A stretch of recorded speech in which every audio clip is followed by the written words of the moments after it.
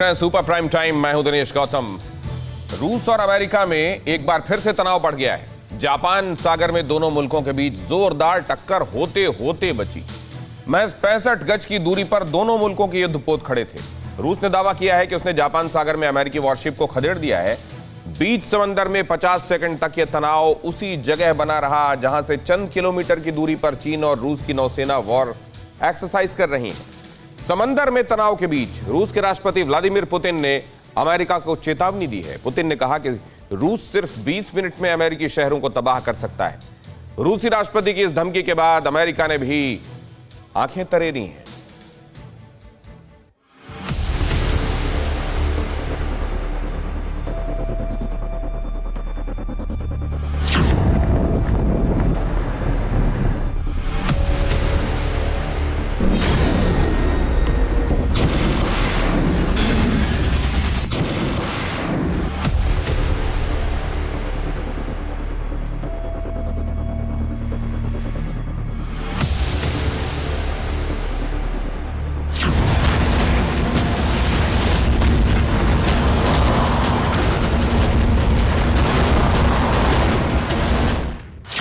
इन उड़ते अग्निबाणों की आक्रामकता को समझिए, बरसते बारूदी ब्रह्मास्त्र की मारक क्षमता को जानिए, ऐसे ही धरती पार धमाके का अंदाजा लगाइए। महसूस कीजिए इस प्रचंड प्रहार की तीव्रता को। कल्पना कीजिए बमवर्षक विमानों से होने वाली ऐसी बारूदी वर्षा के बारे में, जिससे जर्रा जर्रा थर्रा उठे, कोना कोना कांप जाए।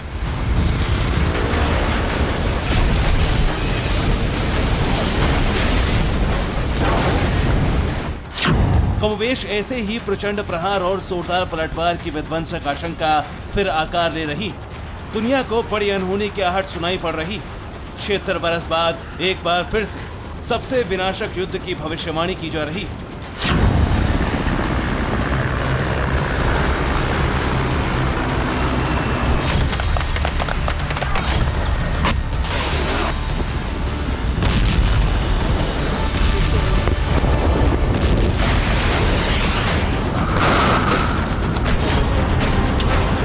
क्योंकि रूस के राष्ट्रपति ने नई लकीर खींच दी। आक्रामक अंदाज के लिए विख्यात व्लादिमीर पुतिन ने अपने पुरातन दुश्मनों को फिर से बारूदी चेतावनी दी।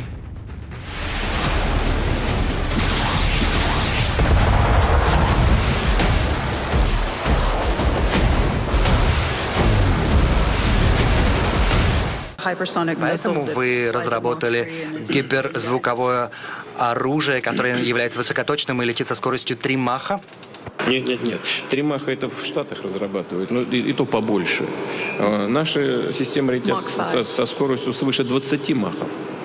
Это не просто гиперзвуковые, это межконтинентальные ракеты. Это гораздо более серьезное оружие, чем мы сейчас сказали. Они стоят на боевом дежурстве уже в России. Но в других странах тоже разрабатываются подобные системы. रूसी राष्ट्रपति ने अपनी इंटरकॉन्टिनेंटल परमाणु मिसाइलों का जिक्र किया। उन्होंने अमेरिका के शहरों की बर्बादी की विस्तार से व्याख्या की। इसके उदाहरण समेत व्याख्या करेंगे, मगर उससे पहले जानिए कि उन्होंने अपने जानी दुश्मन के लिए ये बात तब कही जब वो मॉस्को में एनर्जी फोरम पर बोल रहे थे। पुतिन ने जो कहा उसका सीधा सीधा मतलब ये कि रूस के पास 24,696 किलोमीटर प्रति घंटे की स्पीड से उड़ने वाला हथियार है। सिर्फ 20 मिनट में रूसी मिसाइल अमेरिकी शहरों को तबाह कर सकती है। रूस कभी भी अमेरिका पर मिसाइलें दाग सकता है।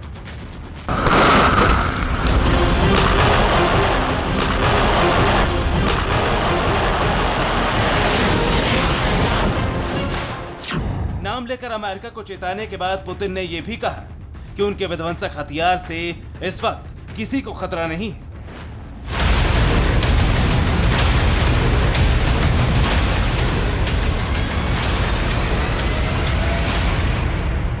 Здесь нет ничего необычного. Высокотехнологичные армии мира будут иметь такие системы. Будут и в ближайшее время. Здесь нет ничего необычного. Обращаю ваше внимание на то, что мы, имея такие системы, и впервые в истории, обогнали. इसीलिए डर है, खौफ है, आशंका है, आहट है। हालांकि व्लादिमीर पुतिन जैसी शख्सियत जब सीधे सीधे अपने शत्रु का नाम लेकर जुबानी शक्ति प्रदर्शन करते हैं तो रक्षा विशेषज्ञों को जंगी आहट सुनाई पड़ने लगती है।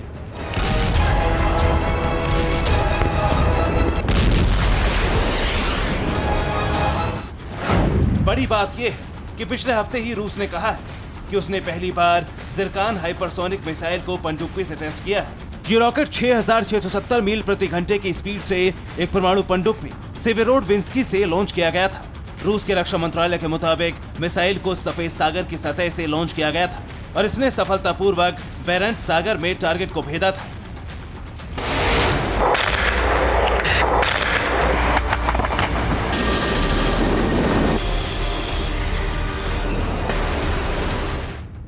और अब रूसी राष्ट्रपति ने अमेरिकी शहरों की तबाही की भविष्यवाणी कर दी। व्लादिमीर पुतिन ने ऐसे वक्त पर यह बात कही जब रूस और अमेरिका के बीच तनाव फिर शीर्ष पर है, जब चीन और रूस मिलकर सुपर पावर पर प्रचंड प्रहार करने की फिराक में है, जबकि रूस ने दावा किया है कि उसके इलाके में अमेरिकी वॉरशिप घूम रहा है।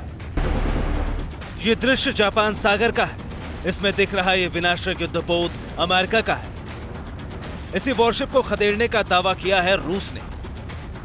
रूस के रक्षा मंत्रालय ने ऐसा ही वीडियो जारी किया है। रूस का दावा है कि अमेरिका की एंटी सबमरीन वॉरशिप जापान सागर के Peter the great gulf straight में महज 60 गज की दूरी पर अमेरिकी विध्वंसक जहाज यूएसएस चाफी के सामने खड़ा है और कुछ देर बाद अमेरिकी विध्वंसक जहाज वहां से लौट जाता है, जिसके बाद रूस की तरफ से दावा किया गया है कि उसने अमेरिकी विध्वंसक जहाज को खदेड़कर भगा दिया, क्योंकि अमेरिकी जहाज उसके क्षेत्र में घुसपैठ की कोशिश कर रहे थे। रूसी रक्षा मंत्रालय ने दावा किया है यूएसएस चाफी विध्वंसक जहाज उस इलाके में आ गया जहां रूस और चीन के साथ युद्धाभ्यास चल रहा था। रूसी जहाज ने अमेरिकी जहाजों के लिए चेतावनी जारी की थी कि अमेरिकी विध्वंसक वहां से लौटने के बजाय झंडा ऊपर कर दे, और फिर अमेरिकी जहाज से एक हेलीकॉप्टर लॉन्च करने की तैयारी की जा रही थी।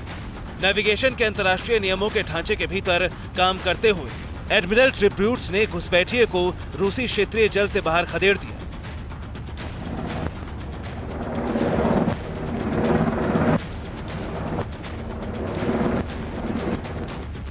रूस का दावा है कि करीब 50 मिनट तक समंदर के अंदर तनाव बना रहा, टकराव की स्थिति बनी रही। हालांकि रूसी दावों को अमेरिका ने 100% फर्जी करार दिया है। अमेरिका का दावा है कि यूएसएस चाफी अंतर्राष्ट्रीय जल कानून के तहत नियमित तौर पर संचालन कर रहा था।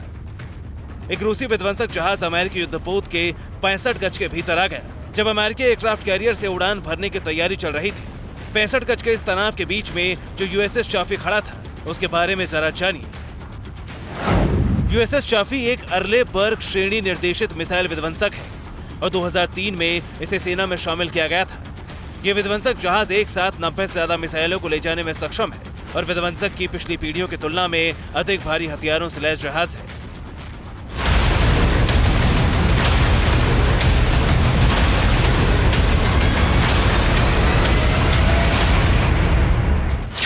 यही यूएसएस चाफी जापान सागर में यूसी युद्धपोत के सामने खड़ा था। सी ऑफ जापान प्रकरण 4 महीने में दूसरी बार हुआ है जब रूस ने कहा है कि उसने अपने जल क्षेत्र से नाटो सदस्य युद्धपोत का पीछा किया है। अगर थोड़ी और देर होती तो जिस विध्वंसक युद्ध की आशंका है उसकी शुरुआत हो जाती। व्लादिमीर पुतिन ने जो कहा वो सच के करीब पहुंच जाता।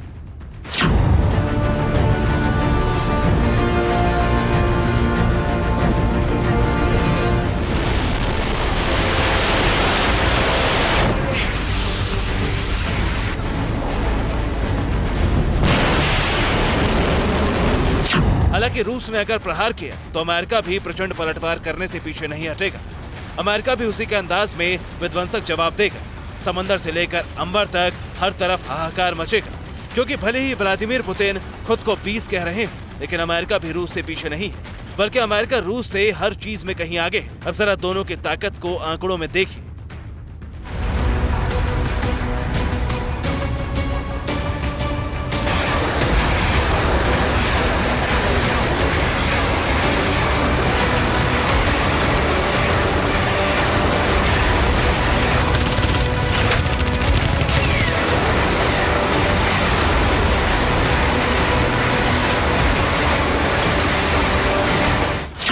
अमेरिका के पास 13,233 एयरक्राफ्ट है, जबकि रूस के पास इसकी तादाद सिर्फ 4,144 है।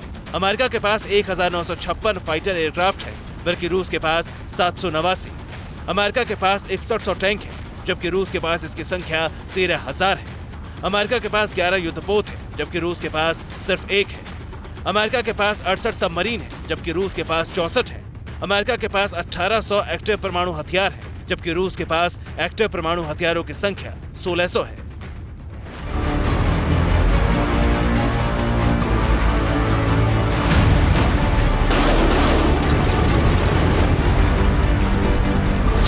रूस के पास असीमित रेंज वाली क्रूज मिसाइलों का जखीरा है। हालांकि अमेरिका के पास भी उसी के अंदाज में जवाब देने की शत्रु मारक मिसाइलें 1200 किलोमीटर तक हमला करने में सक्षम ट्राइडेंट मिसाइल तबाही का पर्याय है। अमेरिका के लड़ाकू विमानों का विध्वंस दुनिया कई बार कई देशों में देख चुकी है। जाहिर है कि रूस और अमेरिका दोनों के ही पास ऐसे ताकतवर हथियार हैं जो यदि भिड़े तो दुनिया तबाह हो सकती है।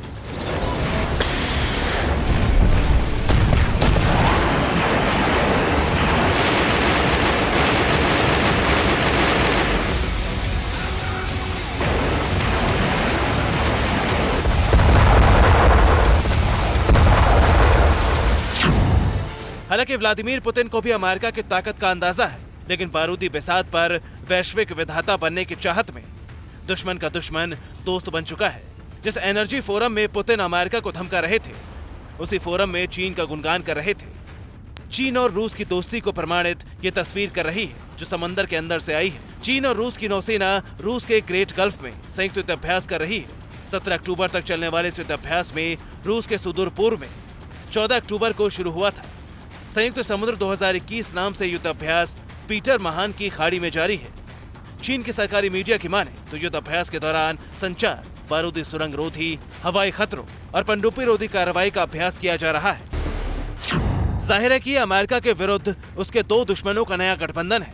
बीजिंग का बारूदी बादशाह का ख्वाब सुपर लीडर बनना है, जबकि व्लादिमीर पुतिन अपने जानी दुश्मन से बदला लेना चाहते हैं, अमेरिका को नीचे दिखाना चाहते हैं।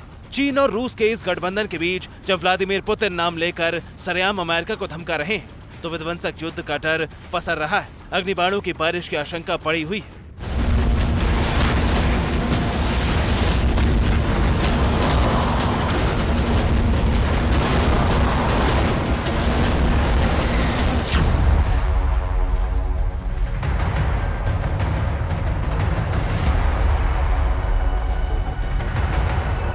बारूदी ब्रह्मास्त्रों से ऐसे विध्वंसक युद्ध की आहट सुनाई पड़ने लगी जो दुनिया के लिए डराने वाला है।